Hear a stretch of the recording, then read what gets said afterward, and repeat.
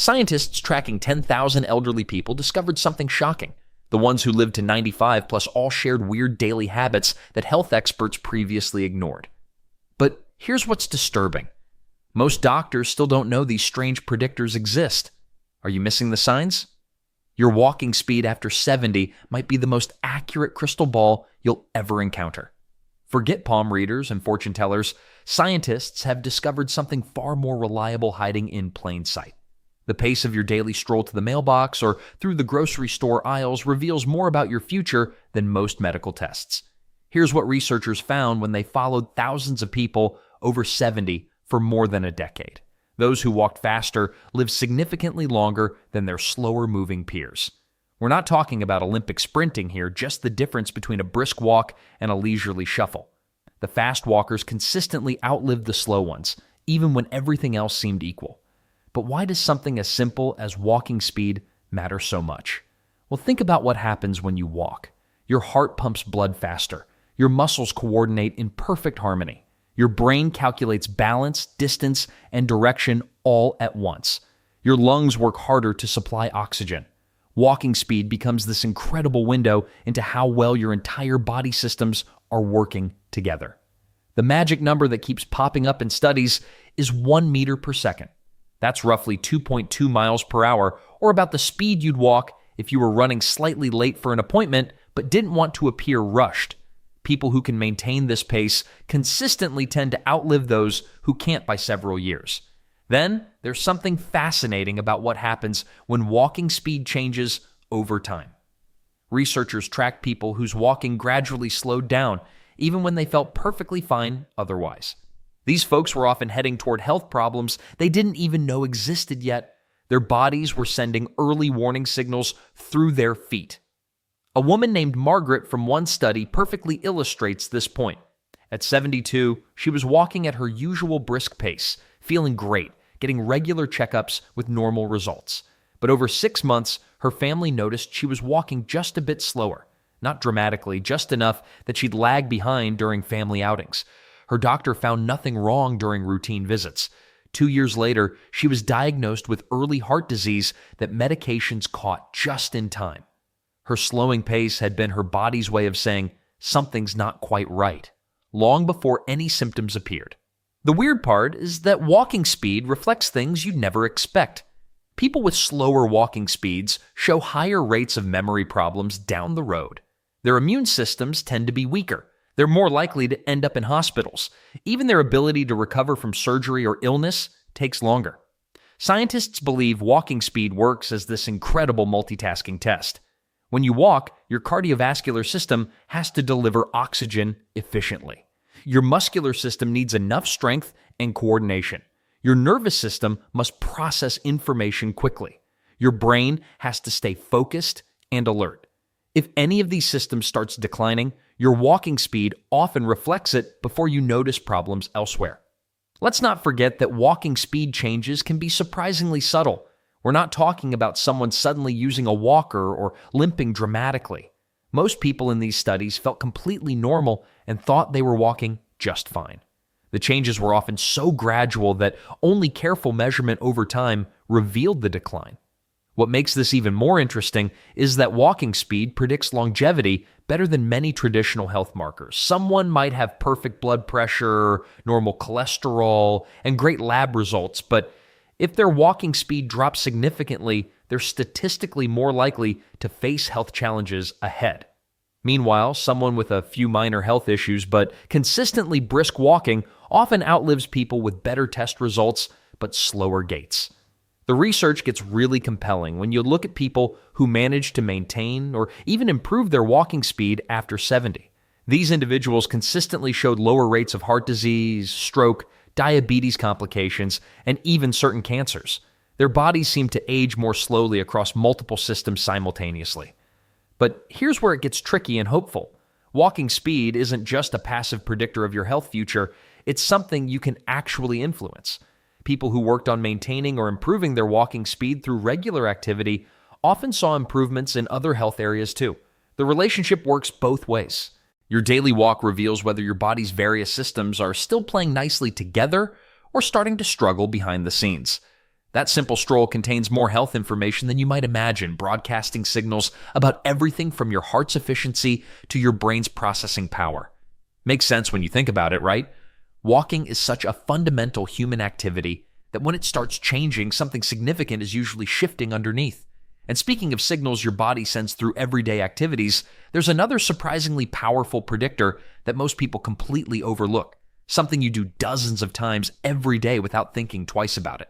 Your walking speed might reveal secrets about your future, but there's something even simpler that doctors have been studying for decades, something you do dozens of times every day without thinking twice about it. Hold out your hand right now and squeeze it into a fist as hard as you can. That grip strength you just felt, it's basically a crystal ball for your health after 70. Researchers have tracked thousands of older adults for years, measuring their handshake strength and watching what happens next. The results are stunning. People with stronger grips consistently outlive those with weaker ones, sometimes by several years. We're not talking about bodybuilders versus couch potatoes here. Even small differences in grip strength create big differences in survival rates. But why would your hand strength matter so much? Well, your grip isn't just about your fingers and forearms. When you squeeze something hard, you're actually testing a complex system that involves your nervous system, muscle fibers, bone density, and even your heart's ability to pump blood efficiently. Think of it as a stress test for your entire body compressed into a simple handshake. The magic number that keeps popping up in studies is about 26 kilograms of grip force for men and 16 kilograms for women. People who can't reach these levels face significantly higher risks of early death, heart disease, and disability. Makes sense, right? Your hands connect to everything else. Here's where it gets really interesting, though. Grip strength predicts health outcomes better than blood pressure readings in some studies, better than cholesterol levels, sometimes even better than how much you weigh. That's because weak grip strength often signals that multiple body systems are starting to break down simultaneously, even when you feel perfectly fine. Let's not forget that muscle mass naturally decreases as we age. After 30, most people lose about 3 to 8% of their muscle mass per decade, and this loss accelerates after 60. Your grip strength serves as an early warning system for this muscle loss called sarcopenia. When your handshake starts getting weaker, it's often the first sign that your whole body is losing the battle against aging. Then there's the cardiovascular connection that surprises most people. Your heart has to work harder when your muscles are weak, even for simple tasks like opening jars or carrying groceries. People with stronger grips typically have better heart health, lower inflammation levels, and more efficient blood flow. The correlation is so strong that some doctors now consider grip strength a vital sign, just like pulse and blood pressure. And the weird part is how quickly grip strength can change. Unlike other health markers that shift slowly over months or years, your grip can weaken noticeably in just weeks if something serious is brewing. Cancer patients often experience grip weakness before other symptoms appear. People developing heart problems frequently show declining hand strength months before chest pain or shortness of breath kicks in.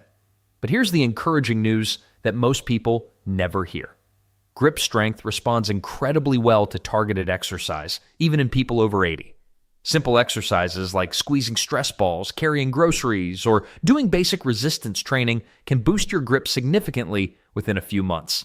The improvements aren't just cosmetic either. They translate directly into better overall health outcomes and longer life expectancy. The research gets even more specific about what weak grip predicts. People with declining handshake strength face higher risks of stroke, diabetes complications, and falls that lead to broken bones. They're more likely to need help with daily activities like dressing, cooking, and bathing. They spend more time in hospitals and recover more slowly from illnesses. What makes this particularly valuable for people over 70 is how easy it is to track. You don't need expensive tests or doctor visits to monitor your grip strength. Hardware stores sell simple grip strength meters for under $20. Squeeze it once a month and write down the number. If it's dropping consistently, that's your cue to take action before bigger problems develop. The beauty of focusing on grip strength is that improving it automatically improves so many other aspects of your health. Stronger hands mean you'll stay independent longer, keep doing activities you enjoy, and maintain the confidence that comes from feeling physically capable. Plus, there's something deeply satisfying about maintaining a firm handshake well into your golden years. Your grip reveals whether your body is holding steady or starting to slip in ways that matter for survival. But physical strength only tells part of the story about who thrives after 70 versus who struggles. There's another system that's even more crucial for determining whether you'll enjoy many more healthy years ahead. Walking speed tells one story, grip strength reveals another. But here's what might surprise you most. How quickly your brain recalls your neighbor's name or remembers where you put your keys could be the strongest predictor of how many birthdays you'll celebrate. Memory isn't just about convenience. It's a window into your survival odds. It's dead. Research tracking thousands of people over 70 shows something remarkable. Those who ace simple memory tests live significantly longer than those who struggle with basic recall. We're not talking about forgetting where you parked at the mall once in a while. That's normal. We're talking about consistent patterns where your brain starts fumbling with information it used to handle effortlessly. The science behind this connection runs deeper than you'd expect. When researchers give older adults simple memory tasks, like remembering a short list of words or recalling details from a story, the results predict mortality rates with startling accuracy. People who perform well on these basic tests have up to 40% lower risk of dying within the next decade. Makes sense, right? Your brain controls everything from breathing to balance to recognizing danger. But here's where it gets interesting. The type of memory that matters most isn't what you guess. Forgetting historical dates or struggling with crossword puzzles, that's not the red flag. The real warning signs show up in what scientists call working memory. Your ability to hold information in your head and use it immediately. Can you remember a phone number long enough to dial it? Can you follow a conversation and respond appropriately? Can you keep track of multiple tasks without getting completely lost? Well, these seemingly simple mental gymnastics require your brain to coordinate multiple systems simultaneously. Blood flow, oxygen delivery, neural connections, they all have to work in harmony. When this coordination starts breaking down, it often signals broader health problems brewing beneath the surface. Your heart might be struggling to pump efficiently. Your circulation could be declining. Inflammation might be damaging delicate brain tissue. Then there's the curiosity factor, which sounds almost too good to be true, but isn't. People who stay mentally active after 70 don't just feel sharper, they literally live longer. Learning new skills, reading challenging books, engaging in complex conversations, even mastering technology keeps your brain building new connections. This isn't feel-good advice. It's survival strategy backed by hard data. One study followed over 1,000 seniors for 7 years. Those who regularly engaged in mentally stimulating activities had 63% lower risk of developing dementia. But the benefits went beyond brain health. These mentally active individuals also had lower rates of heart disease, fewer infections, and better recovery from surgeries. Their brains seemed to be protecting their entire bodies. And the weird part is how quickly changes in mental sharpness can predict health problems. Doctors have discovered that subtle drops in memory performance often appear months or even years before other symptoms show up. Your brain might be the first organ to sound the alarm when something's going wrong with your health. Blood sugar problems, vitamin deficiencies, medication side effects, sleep disorders, they all leave fingerprints on your memory before they cause obvious symptoms elsewhere. Let's not forget the social aspect of staying mentally sharp. People who can remember names, follow conversations, and engage meaningfully with others maintain stronger relationships. Strong relationships, as we'll explore further, become crucial for longevity after 70. It's a beautiful cycle. Staying mentally active helps you connect with people, and connecting with people keeps your mind active. Regular mental challenges work like strength training for your brain. Puzzles, games, learning new languages, even having debates about current events. These activities force your brain to create new pathways and strengthen existing ones. The key word here is regular.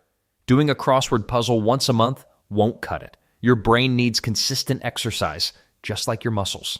But why does mental sharpness translate to longer life? The answer lies in what researchers call cognitive reserve. Think of it as your brain's savings account. People who build up cognitive reserve through lifelong learning and mental challenges can better withstand age-related changes and health problems.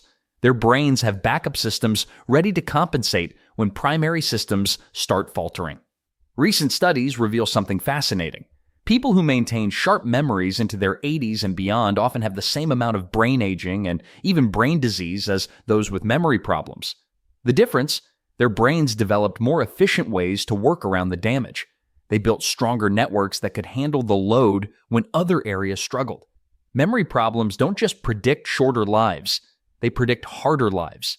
Forgetting medications, missing appointments, getting confused about instructions from doctors, losing track of important health information. These aren't minor inconveniences, they're serious risks that can cascade into major health crises. While your brain processes information and builds memories, your body reveals other crucial longevity secrets through entirely different channels. The way you respond to life's ups and downs might be just as telling as how well you remember yesterday's conversation. Your mindset might actually be the strongest predictor of whether you'll see your next birthday. Sounds dramatic? Well, researchers tracking thousands of people over decades found something remarkable.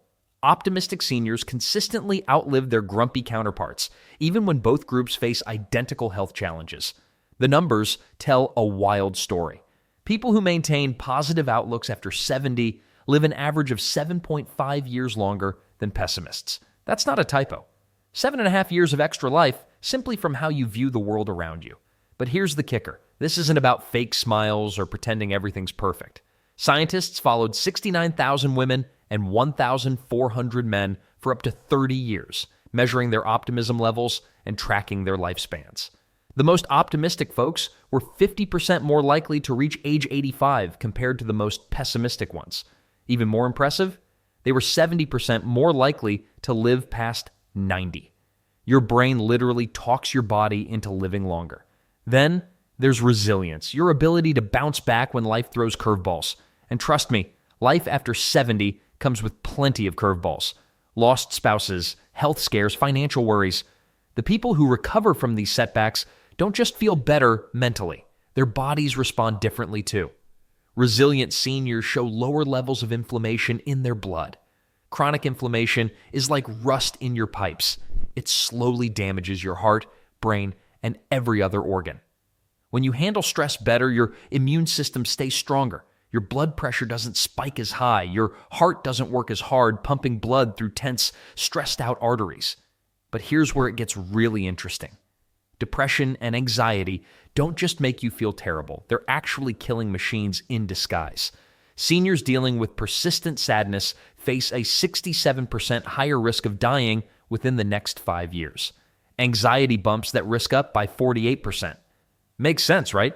Your emotional state directly impacts your physical survival. Well, the connection runs deeper than most doctors even realize. When you're chronically worried or depressed, your body pumps out stress hormones like cortisol around the clock. Think of cortisol as your internal fire alarm. Great for emergencies, terrible when it never shuts off. Constant stress hormone exposure weakens your immune system, raises blood sugar, and damages your cardiovascular system. And the weird part is how quickly your mood affects measurable health markers. Within weeks of developing depression, seniors show changes in their blood work. White blood cell counts drop, blood clotting increases, heart rate variability decreases, meaning your heart loses its healthy ability to adapt to different situations. Let's not forget the behavioral side of this equation. Happy people make different choices than miserable ones. They're more likely to take their medications, show up for doctor appointments, and maintain social connections.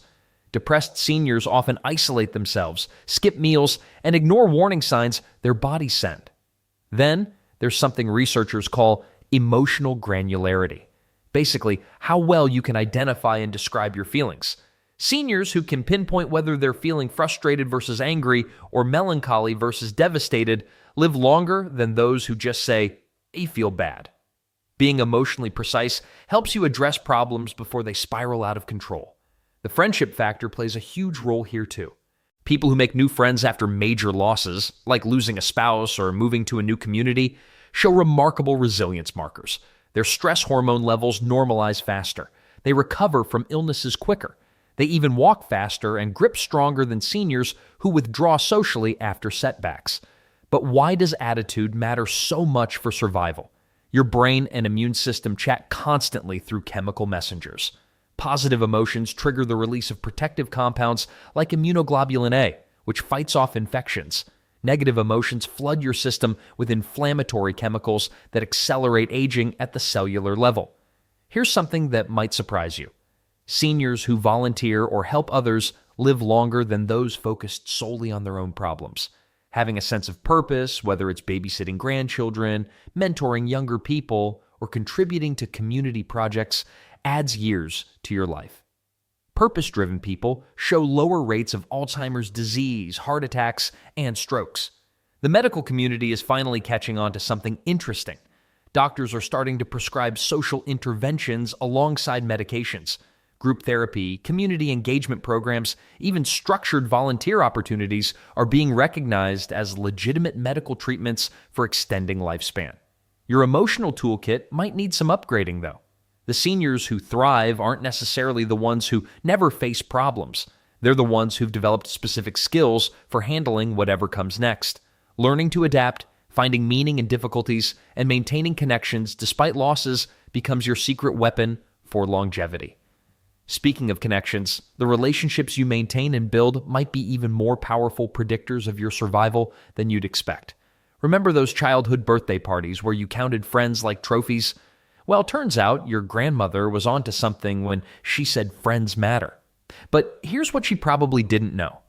Having people around you after 70 isn't just nice, it's literally keeping you alive. Seniors with wider social circles stay alive longer. That's not feel-good psychology talking. That's hard data from studies tracking thousands of people for decades. The numbers are stark. Lonely people are 50% more likely to die early compared to those with strong social connections. Think your daily crossword puzzle is protecting your brain? Your weekly coffee chat with Martha next door might be doing twice the work. But wait, it gets weirder. You don't need to be the life of the party or have dozens of close friends.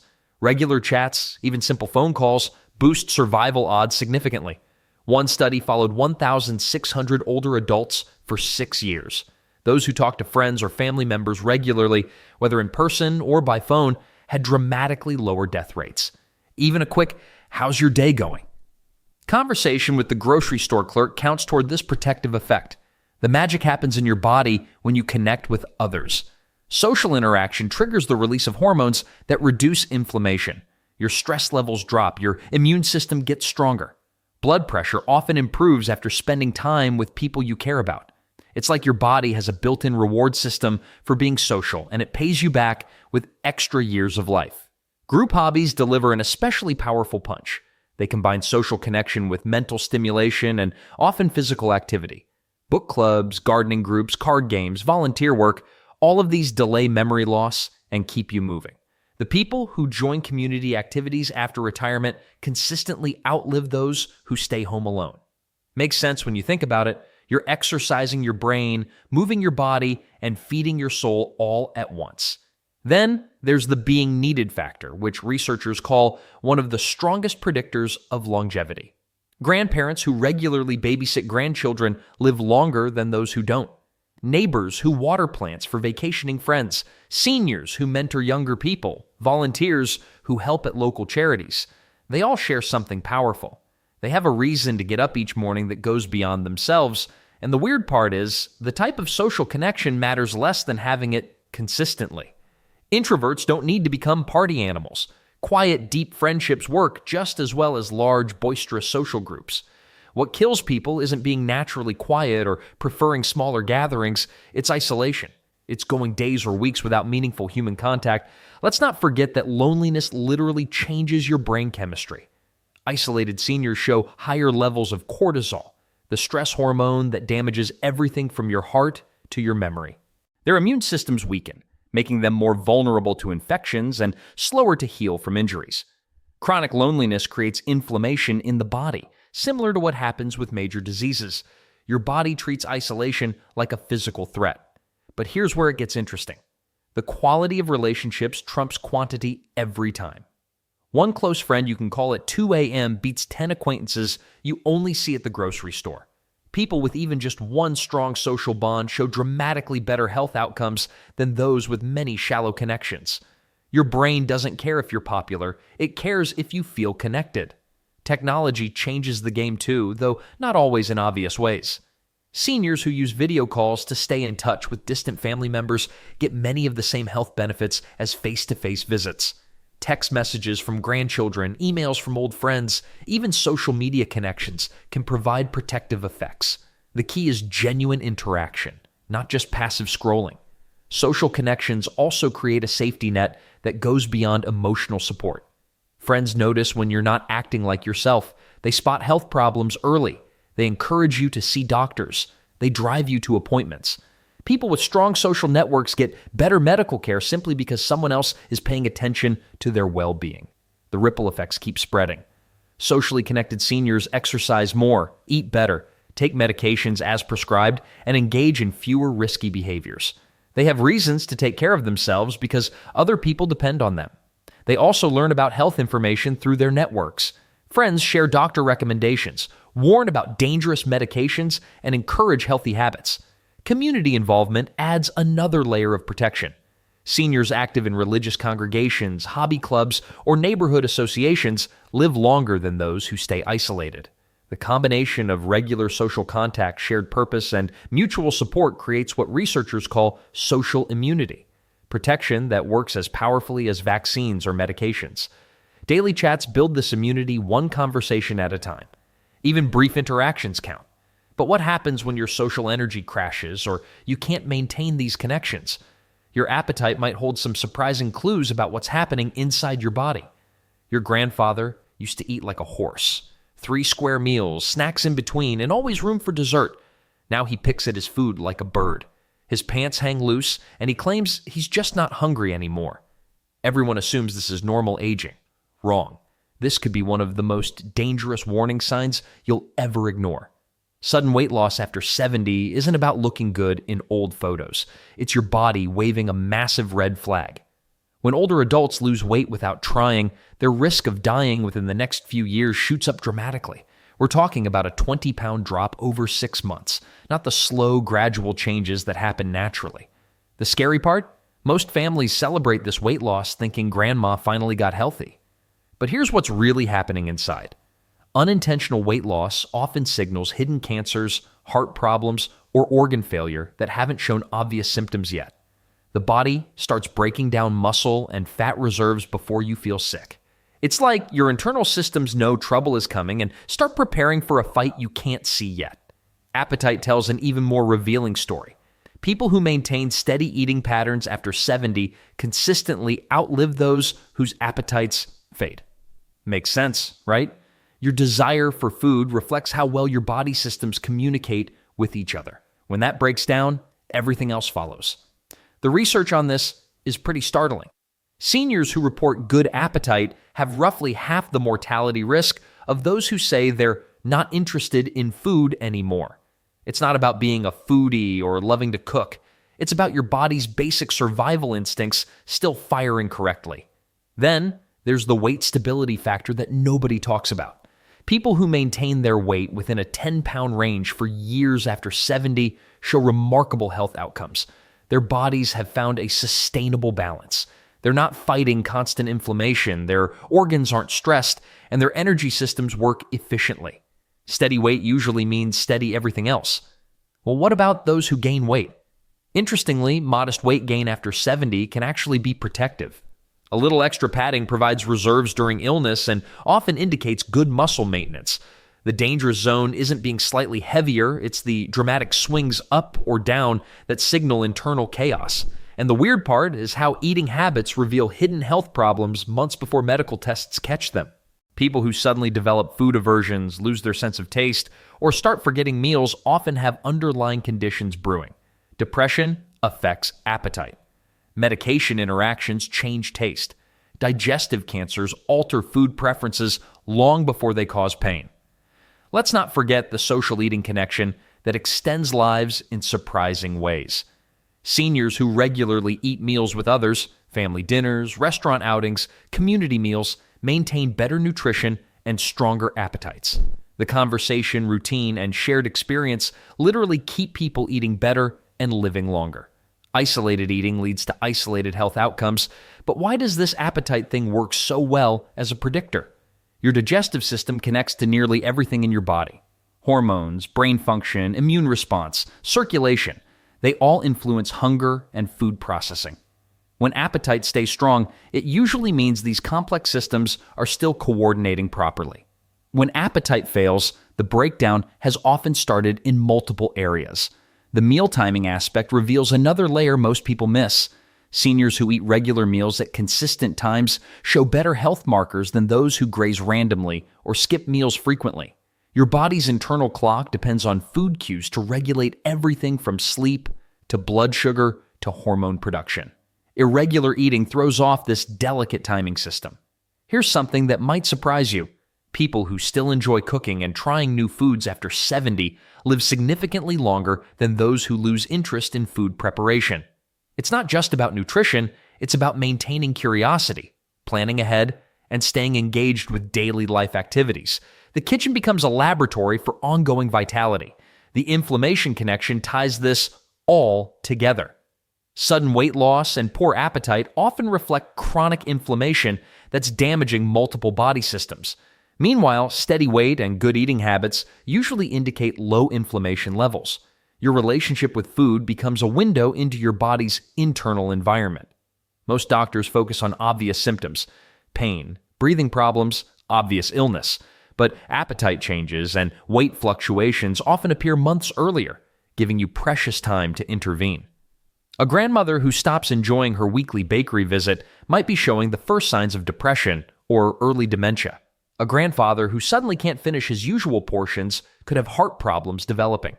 The beautiful thing about appetite and weight as health predictors is how obvious the signs are once you know what to watch for. No special tests needed, no doctor visits required. Just paying attention to whether someone still enjoys food and maintains their usual size.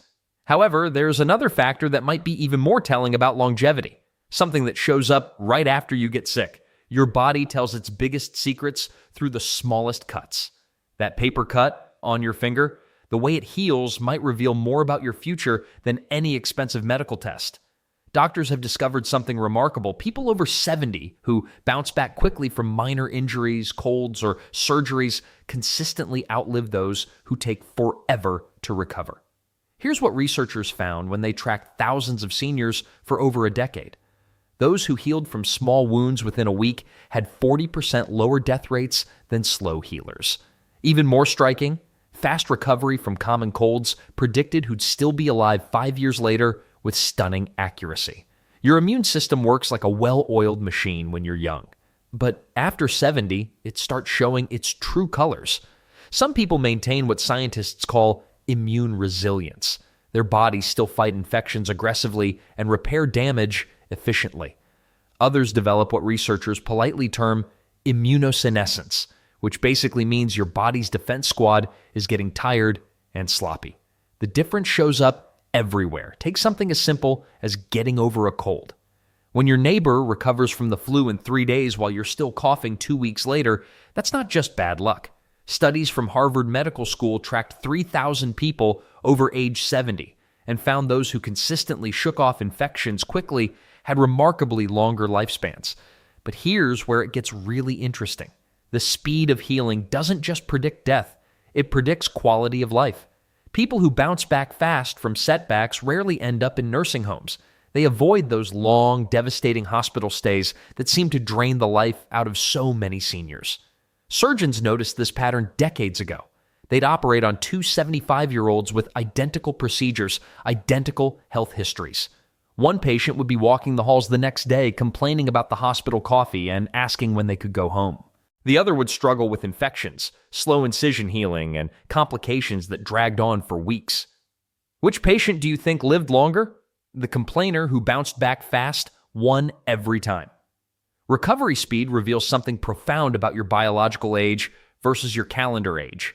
Your body might be 75 years old, but if it heals like it's 65, you've got the longevity advantage of someone much younger. Researchers call this your functional age, and it matters more than the number on your birthday cake. Then there's the fascinating connection between mental bounce back and physical healing. People who recover quickly from emotional setbacks also tend to heal faster from physical injuries. Your mind and immune system work as a team. When one struggles, the other follows suit. Scientists studying wound healing discovered that chronic stress hormones literally slow down cell repair. People carrying heavy emotional burdens, unresolved grief, persistent worry, social isolation, heal significantly slower than those who process difficulties and move forward. Your emotional resilience feeds directly into your physical resilience. The military figured this out years ago. They found that soldiers who recovered quickly from training injuries had better long-term health outcomes throughout their entire careers.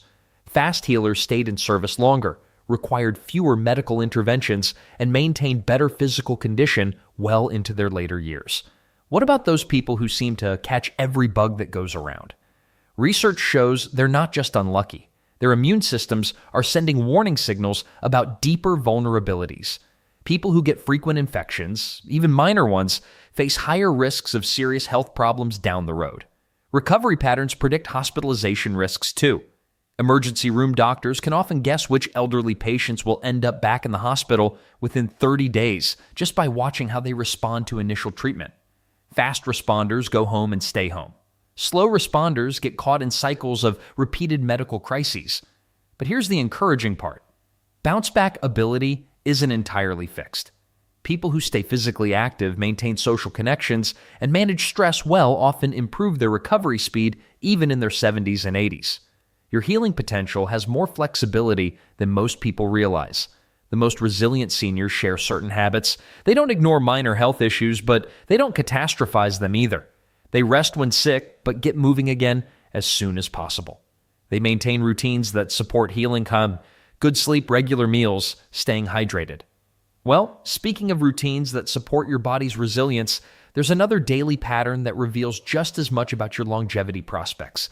Something you do for roughly 8 hours every night that might be the most overlooked predictor of how long you'll live. Your grandmother always said you need your beauty sleep, but turns out she was talking about survival sleep.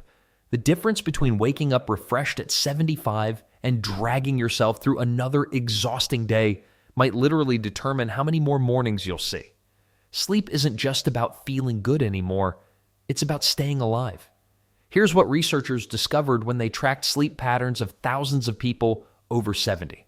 Those getting 7 to 8 hours of solid sleep each night consistently outlived their sleep-deprived friends, not by a few months, but by years. The sweet spot isn't negotiable either. Less than 6 hours, your body starts breaking down faster than a cheap umbrella in a storm. More than 9 hours regularly, that's often your body crying for help because something else is wrong. But the real kicker comes with napping. Those afternoon power naps your doctor might have warned you about, turns out they're secret weapons for your heart. People who take regular 20, 30-minute naps show significantly better cardiovascular health than those who push through afternoon fatigue. Your heart gets mini recovery sessions throughout the day, like hitting a reset button before things get too stressed. The energy piece gets trickier, though. Sudden crashes in energy levels often signal trouble brewing underneath the surface. We're not talking about feeling tired after a busy day. That's normal. We're talking about the kind of exhaustion that hits you like a truck when you're just sitting and reading. When your body starts rationing energy like you're in survival mode, it's usually because it's fighting something you can't see yet. Sleep quality matters more than sleep quantity once you hit 70. You could technically be in bed for 8 hours, but if you're tossing, turning, and waking up every hour, your body never gets the deep restoration it desperately needs. Deep sleep is when your brain clears out cellular garbage and your immune system recharges. Miss out on that, and you're basically running on fumes while toxins pile up. Then there's the morning test.